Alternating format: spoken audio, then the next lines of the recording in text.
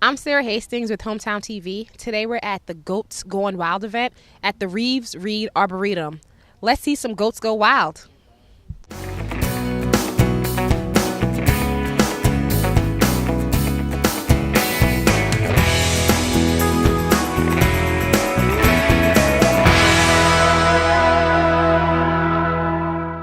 I'm here with Frank Giuliano, the executive director here at Reeves-Reed Arboretum. How are you, Frank? I'm great. How are you? I'm doing lovely. I'm so happy to be here with the goats. Oh, so am I. Thanks for having us.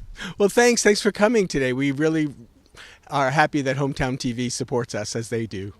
So why do you have the goats here exactly today? Well, as you see, the Daffodil Bowl is very overgrown, and it takes many people and many man-hours to cut that down. It has to be done by hand because it's very steep and rocky and unsafe area.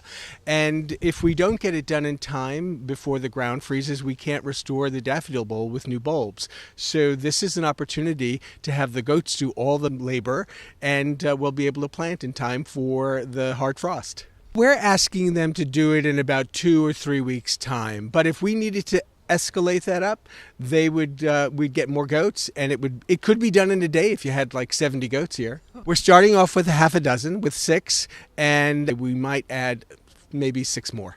There's two benefits. One, initially we started with sites like this, which are very hilly and dangerous or difficult for people or machines to clear. So the goats don't worry about hills. They think it's level. The other is there's a lot of invasive species like Phragmites and knotweed and poison ivy that you really want to get rid of.